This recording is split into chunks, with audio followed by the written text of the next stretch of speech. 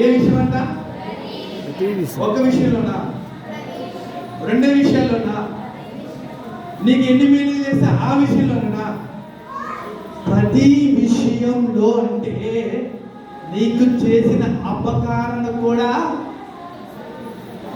నువ్వు అనుకుని ఉండొచ్చు, ఈ సంవత్సరం పలానా బిల్డింగ్ కట్టేసి నేను ఇంట్లోకి వెళ్ళిపోతాను అని అనుకుని ఉండొచ్చు.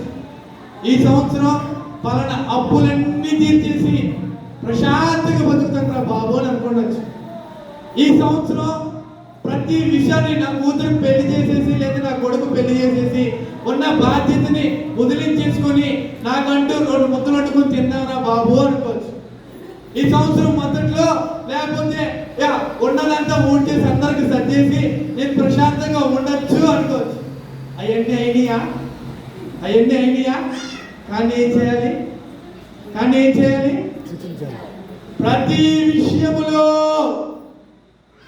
నీకు మేలు జరిగిందా స్తుతించు, నీకు కీడు జరిగిందా స్తుతించు, నీకు ఆపద కలిగిందా స్తుతించు, నీకు లాభము కలిగిందా స్తుతించు, నీకేమన్నా ఉన్నత స్థాయి నుంచి ఒక స్థాయికి వెళ్ళిపోయావా స్తుతించు, ఒక స్థాయి నుంచి కిందకి పడిపోయావా ఏం మర్చిపోకూడదు.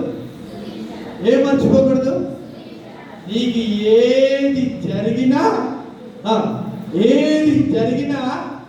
అదే చెప్తున్నాడు అక్కడ భక్తుడు. ఏమని ప్రతి విషయమందును కృతజ్ఞత స్తుతులు